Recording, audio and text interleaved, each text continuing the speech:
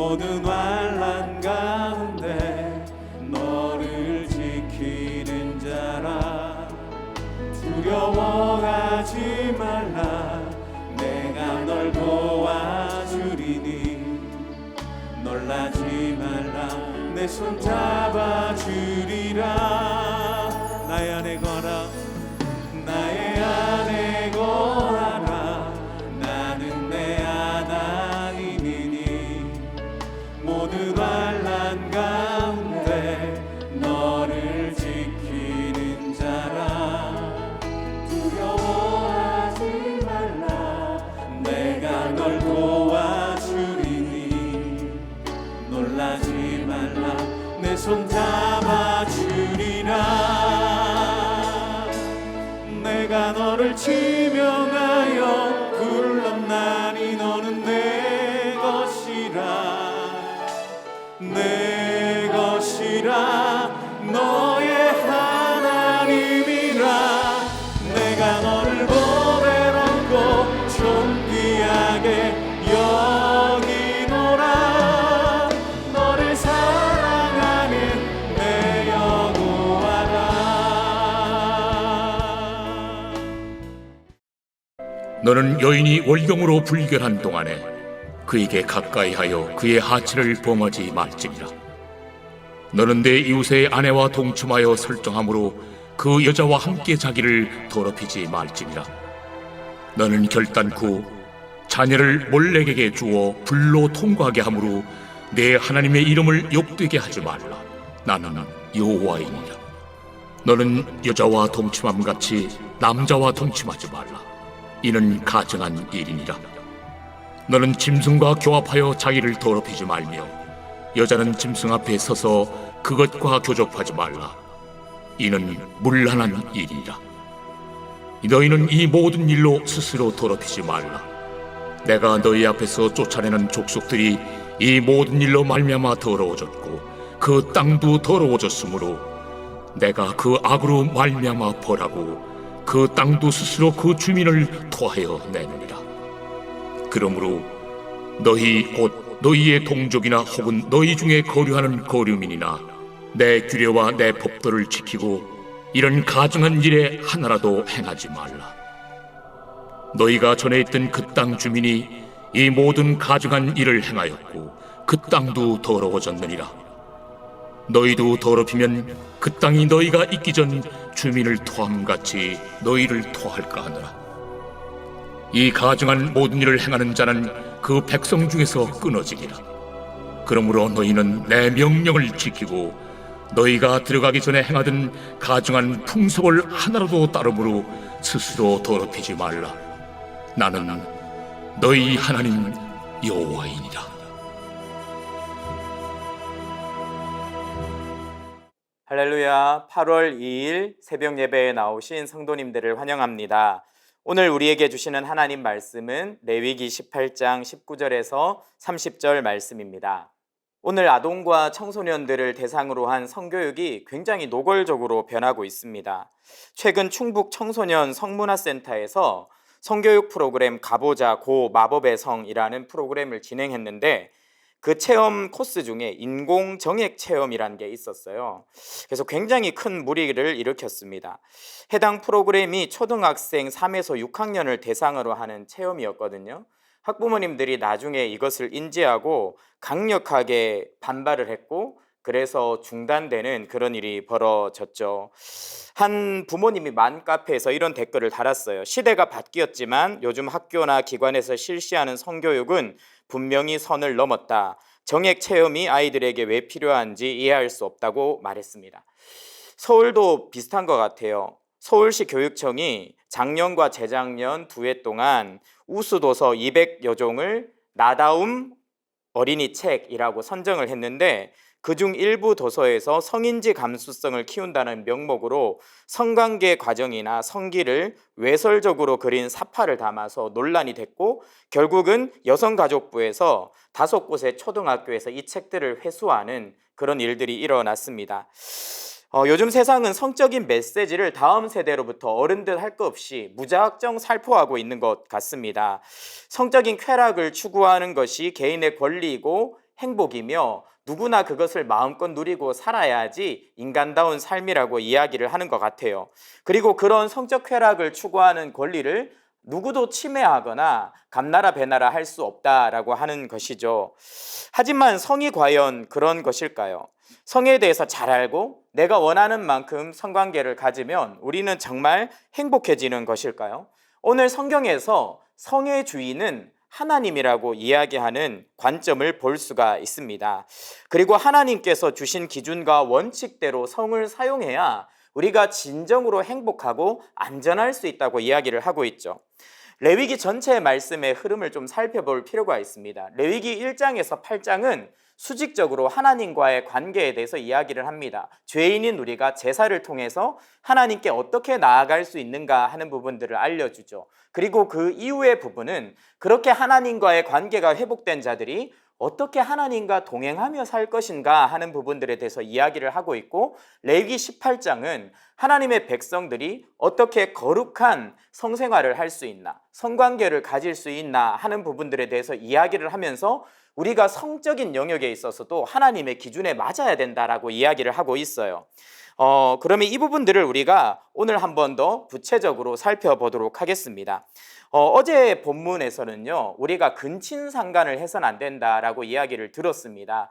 가족이라는 범위, 친족이라는 범위 안에서 성이 사용되어서는 안 된다는 거죠. 왜냐하면 그렇게 무분별한 근친상간이 일어났을 때 가정이 깨지고 친족이라는 가장 기본적인 관계들이 다 깨어지고 망가지기 때문에 그래서는 안 된다라고 성경이 이야기했죠. 그리고 오늘 본문에서는 이제 가족과 친족이라는 범위를 넘어서서 더 넓은 영역에서 우리의 성이 어떻게 사용되어야 하는가 하는 부분들을 다루고 있어요. 먼저 성경이 성에 대해서 왜 이렇게 성경의 한 장이나 할애에서 따박따박 하나하나 민망할 정도로 짚으면서 이야기하고 있는지를 생각해 보아야 합니다. 성을 바라보는 성경의 관점, 기독교적인 세계관을 우리가 이해해야 될 필요가 있습니다. 19절 말씀 같이 한번 읽어볼게요. 너는 여인이 월경으로 불결한 동안에 그에게 가까이 하여 그의 하체를 범하지 말지니라. 무슨 말입니까? 여인이 생리를 하는 동안 성관계를 갖지 말아야 된다, 이런 이야기를 하는 것입니다. 이 말씀 한 구절에 성경이 성을 바라보는 관점이 담겨 있어요. 생리 중인 여성들은 몸이 불편하고 아픕니다. 그래서 힘든 시간을 보내죠. 그런데 남편들이, 남자가 자신의 성적인 쾌락을 추구하는 바람에 그 성적인 쾌락을 만족시키기 위해서 그 아파하는 여인을 배려하지 않고 성관계를 가지는 것은 하나님이 안 된다라고 하시는 겁니다. 즉, 성은 내 자신의 만족과 쾌락을 극대화하는 수단만이 아니라고 이야기를 하는 것이죠. 그래서 상대방을 배려하고 존중하는 차원에서 우리의 성 문제가 다루어져야 된다라고 이야기를 하고 있습니다. 그리고 특별하게 어떤 이야기를 하고 있냐 하면 이 성관계의 중심에 남녀의 건강한 관계가 있다. 즉 생명을 낳게 되는 과정으로서의 성관계가 중요하다 하는 기독교적 세계관을 보여줍니다. 뒤에 구절에 보면 다음 세대에 대한 이야기가 나와요. 너희가 자녀를 몰래에게 주어서는 안 된다라고 말하는 부분이 이어지는데 이게 연결이 되어 있어요. 성은 상대방을 존중하고 관계를 깨트리지 않고 다른 사람을 상하게 하지 않는 방법으로 사용돼야 된다는 성의 관점과 몰래에게 자녀를 주어서는 안 된다 하는 관점이 연결되어 있는 거예요. 몰래에게 자녀를 주어서 안 된다는 말이 무슨 말이냐면, 자녀는 부부가 사랑으로 연합해서 태어나는 결과물입니다. 그 결과물을 너희 마음대로 너희의 이익을 따라서 희생시켜서 고통스럽게 해서는 안 된다라고 이야기를 하는 것이죠. 즉, 성 문제에 갑자기 다음 세대 자녀를 끼우는 이유는요, 우리의 성이 다음 세대와 연결되어 있다는 겁니다. 부부의 연합, 성관계를 통해서 새로운 생명이 태어나기 때문에 성은 타인에 대한 배려로 접근을 해야 되는 동시에 다음 세대를 태어나게 하는 생명의 통로로 다루어질 때 건강할 수 있다라고 하나님께서 이야기를 하고 계시는 것이죠. 이것이 이 시대의 성적 세계관과 우리 기독교가 가지고 있는 성에 대한 세계관의 차이입니다. 기독교의 세계관은요, 철저하게 하나님 중심입니다. 기독교 세계관은요, 하나님이 이 땅을 창조하셨다는 창조로부터 시작을 합니다. 그리고 그 모든 질서로운 창조가 있었지만 인간이 하나님을 거부하고 스스로 자기 자신의 주인이 되기를 선택하면서 타락했다. 그리고 그 타락 때문에 온갖 문제가 생겨났다. 그리고 이 세상에 생겨난 죄 때문에 생겨난 죽음을 비롯한 수많은 불균형과 문제들을 해결할 수 있는 방법은 예수 그리스도의 십자가라고 이야기하는 것이 성경적인 세계관이죠. 창조, 타락, 구속의 세계관입니다. 거기서 볼 때 하나님이 모든 것을 시작하신 주인이기 때문에 우리의 성 또한 그분이 기뻐하시는, 타인을 배려하고 생명을 창조해내는 통로로 사용되는 것, 제한된 범위 안에서 누리는 기쁨 안에서 머무는 것이 하나님의 뜻이라는 것을 기독교적 세계관이 이야기를 하고 있고요. 인본주의적인 세계관은 이것을 완전히 부정합니다. 세상의 시작이 무엇입니까? 절대주야의 창조를 인정하지 않아요. 인간은 스스로 생겨났어요. 진화를 통해서, 엄청난 진화의 과정을 통해서 스스로 생겨난 것이 우리 인간이라고 이야기를 합니다. 인간이 스스로 생겨났는데 왜 이런 인간 사회에 고통과 아픔에 문제가 있는가? 충분한 행복이 인간에게 이익이 주어지지 않아서다라고 이야기를 합니다. 그래서 이 문제를 해결하는 방법은 교육이나 더 많은 부나 어떤 성적인 만족을 추구하는 것이나 사랑이나 인간적인 많은 것들을 통해서 우리 인간이 더 크고 만족할 만한 이익을 끊임없이 추구하면 우리는 행복해진다. 그것이 바로 이 세상 문제의 해결의 방법이다라고 이야기를 하는 것이고, 그렇게 자기 스스로의 만족이 하나님의 어떤 만족과 기쁨이라는 기준을 대체해버리기 때문에 성적인 영역에서도 제한과 범위를 두지 않고 끊임없이 만족을 추구하게 만드는 것이 이 땅의 가치관이에요. 그래서 요즘은 불륜도요, 죄가 아니에요. 간통죄가 폐지됐습니다. 간통에 대해서 형법을 통해서 인신을 구속하는 것은 지나친 처사다라고 판단을 하고 거기에 대해서 폐지를 해버렸죠. 그러니까 어떻게만 할 수 있습니까? 간통죄를 당한 피해자, 남편이 바람이 난 그런 배우자가 바람이 난 사람들은 자신의 혼자 그 모든 아픔을 감수하면서 민법상의 항의를 제기하게 됩니다. 민사소송을 제기하게 되죠. 그렇게 해서 수천만 원의 위로금을 받게 되는 그런 식으로 법이 완전하게 다운그레이드가 되었습니다. 그 바람에 어떻게 됐습니까? 오늘날 2015년 간통죄가 폐지된 이후 끊임없이 불륜 문제가요 몇 배나 급증을 하고 있고, 오히려 흥신소라든지 이런 불륜을 추적을 세밀하게 해서 현장을 잡아내고 자료를 많이 남겨야 돈을 많이 받을 수 있다고 합니다. 그래서 흥신소만 엄청나게 잘 되는 일들이 지금 일어나고 있다고 합니다. 세상은요 그렇게 말하는 거예요. 불륜 또한 자신의 행복 추구권이다. 자기가 결혼 밖에서도 성적인 만족을 찾을 권한이 인간에게 있으니까 너무 터치하지 마라라고 이야기를 하면서 이런 문제가 뒤에 오늘 성경에서 말하는 문제로까지 계속 이어집니다. 동성애도 인간의 행복 추구권이다. 우리 스스로 존재하는 인간이 다른 어떤 외적인 제한이나 규범의 간섭을 받지 않고 내가 원한다면 동성애를 통해서도 더 행복해지면 그것은 바람직한 거니까 누구도 거기에 대해서 함부로 말하지 말고 터치하지 말라는 거죠. 심지어 어떤 것도 나타납니까? 수관까지 나타납니다. 짐승과 성관계를 가지는 것까지도 이미 예수님 이전에 이 구약 시대에도 있었어서 하나님께 이것을 통제하시죠. 어떤 형태로든 너가 행복하면 그걸로 장땡이야. 그걸로 너는 충분히 선해, 좋아, 괜찮아 라고 말하는 이 세상의 가치관과 우리는 싸우고 있는 것입니다. 마귀는 끊임없이 이 성윤리를 흔들어요. 왜냐하면 성은 생명윤리와 직결되어 있기 때문입니다. 다음 세대 문제를 다룬다고 했잖아요. 말씀을 한번 읽어볼게요.